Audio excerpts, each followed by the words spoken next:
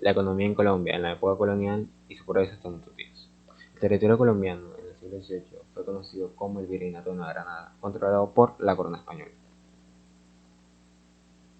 Con un receso de 16 años, este reinado duró 93 años, desde 1717 hasta 1810, cuando los primeros episodios de independencia interrumpieron la dominación española.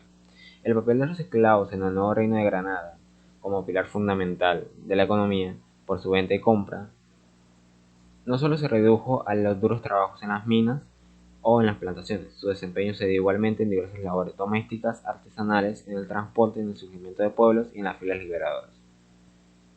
Pero, ¿por qué la minería fue tan importante para la economía en esta época?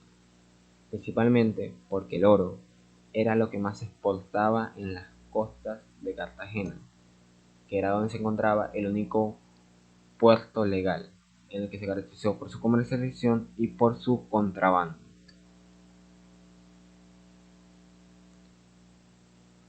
Aunque todo esto tuvo una importancia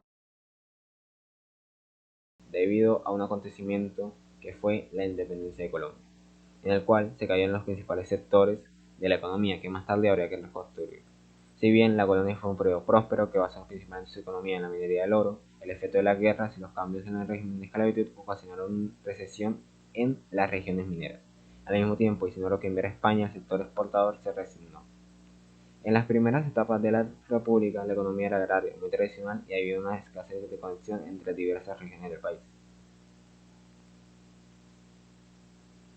El crecimiento económico durante la primera década del siglo XIX fue, sin embargo, muy lento.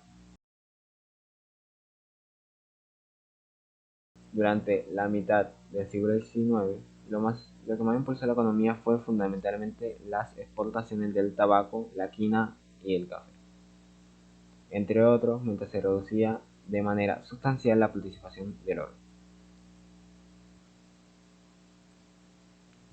En el siglo XX, con la Guerra de los Mil Días, que tuvo el devastador efecto de la economía, la todavía incipiente economía cafetera se vio afectada tanto por el conflicto interno como por el descenso de los precios del café.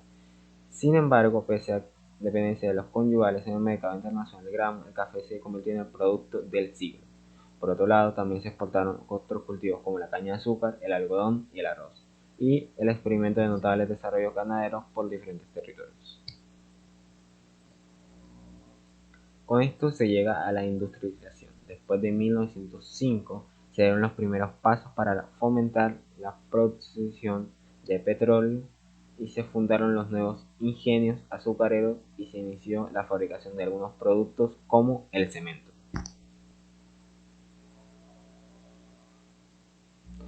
A principios de los años 20, los ingresos cafeteros mejoraron la situación del sector externo y las finanzas gubernamentales, dando lugar al periodo que se llamó la prosperidad adebe. Después de esto surgieron dos periodos que definieron el siguiente estado de la economía en Colombia. El primero fue la Gran Depresión y el segundo la Segunda Guerra Mundial. En estos años se produjo el colapso del café y la crisis de la deuda externa. La peor crisis cafetera fue la acontecida en 1940.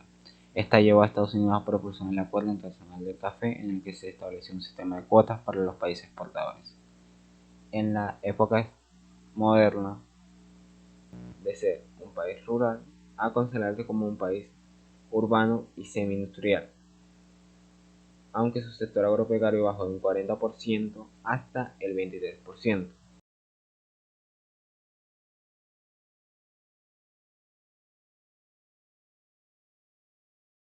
Luego, el buen dinamismo de la economía también se fundamentó en la gran explotación de petróleo, carbón y fertilización, de las que dependían también hoy en día. Hay que recordar que después de vivir un periodo en el que el precio del barril del petróleo superaba los $100, los precios cayeron hasta 26. También tenemos que recordar que Colombia se salvó de la crisis latinoamericana de la deuda de los años 80, pero con esto se llevó una menor expansión económica. La expectativa de la apertura económica de los años 90 no se realizó. La causa en una prolongación de la desindustrialización y la dificultad del sector agropecuario.